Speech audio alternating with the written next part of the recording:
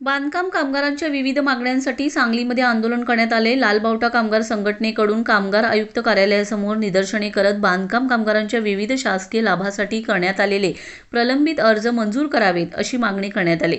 सांगली जिल्ह्यातील लाखो बांधकाम कामगारांचे विविध लाभाचे अर्ज अनेक महिन्यांपासून कामगार सहाय्यक आयुक्त कार्यालयाकडे मंजुरीसाठी प्रलंबित आहेत, मात्र जाणीवपूर्वक अर्ज मंजूर केले जात नाहीत असा आरोप करत अर्ज तातडीने मंजूर करण्याच्या मागणीसाठी बांधकाम कामगारांनी कामगार आयुक्त कार्यालय विरोधात दर्शनी करत आंदोलन केले।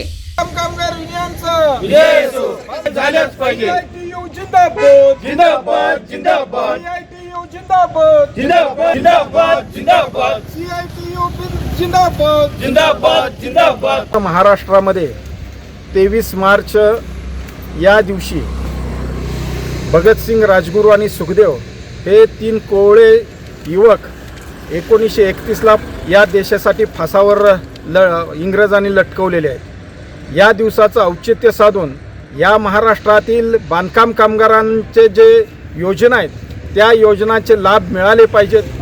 त्यांचे जे भरलेले फॉर्म जे आहेत ते फॉर्म मंजूर केले पाहिजेत। शिष्यवृत्तीचे फॉर्म मंजूर केले पाहिजेत। घरकुल योजनेचे फॉर्म मंजूर केले पाहिजेत। डिलिव्हरीचे फॉर्म मंजूर केले पाहिजेत।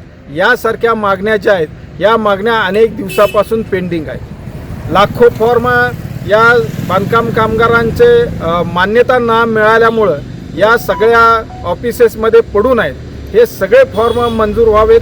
त्याचबरोबर ज्या योजना आहेत, मग ते शिष्यवृत्तीची योजना असेल, घरकुलची योजना असेल, त्याचबरोबर लग्नामध्ये जी काय मदत मिळते ती योजना असेल, या सगळ्या योजना या बांधकाम कामगारांना मिळाल्या पाहिजेत। याच्यासाठी आज संपूर्ण महाराष्ट्रामध्ये आम्ही निदर्शन करत आहोत। सांगली जिल्ह्यामध्ये सुद्धा